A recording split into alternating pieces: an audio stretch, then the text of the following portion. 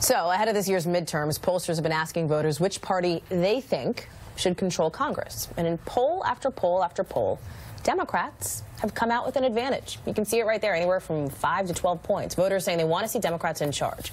So what are Republicans doing? Well, they are making moves, and MSNBC got an exclusive look at new ways the party is using data to target specific voters to get them out to the polls. MSNBC's senior national correspondent Chris Jansing has a closer look at that. Chris, thanks for being here with all of this. What'd you find out? So what they think in the Republican side is that those numbers that you just showed are starting to move, and they're starting to move for a couple of main reasons. One is the tax bill, which they say is moving a lot of hesitant Republicans back into the fold, some of the more moderate people who could go either way, moving back over toward the Republicans. The second part is that they believe that the Republicans are taking much of the blame for the shutdown. And so they take all of that, they put it into a very sophisticated program, and they use it to target their voters, and they're out in the streets already. Take a look.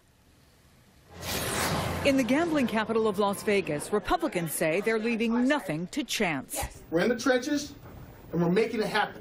At a state GOP field office, MSNBC got an exclusive first look at a training session, putting $200 million worth of research into the hands of Republican faithful on a quest for converts. We're going to have an army of volunteers going out and talking to swing voters and persuading them to support the Republican ticket in 2018. An army going into battle with more information on voters than ever before in history.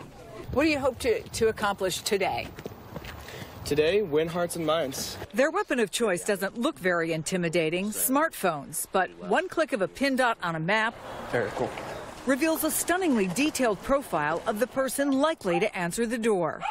It gets incredibly specific. We've created over 1 billion individual predictions. With a B. With a B.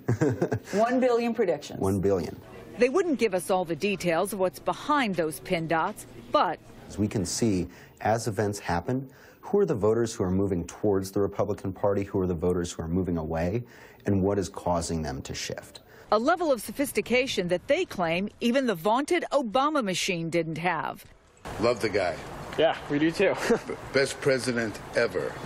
Taking data from simple voting records to a questionnaire filled out at a Right to Life march, even from stores where you shop.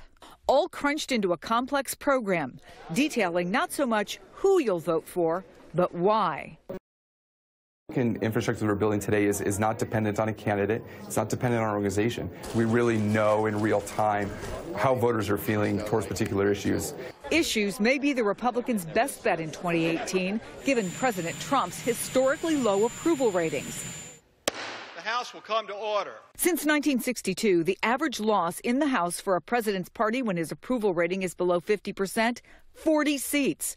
Democrats need 24 to take over the majority in the House. Thank you so much. We appreciate it. The night before the training session, staff pulled an all-nighter loading new data on the government shutdown, helping craft a message for volunteers like Sherman Ray, who plans to bring that message back to customers at the coffee shop he owns nearby. The training is a lot about that, also about just getting involved in your community and educating people more and more on what we're doing as a party. Serving it up, neighbor to neighbor. So, for example, they know people are interested in the tax plan. They have their stats on that. 67% of Nevadans overall support the president's tax plan, including more than 50% of Democrats. They load that into the system, and they use that as they're going out, not just to register people, but if they go to your house, as they went to that guy's house, and he said, I love President Trump, they want to get him involved. They want him going door to door. They want him volunteering.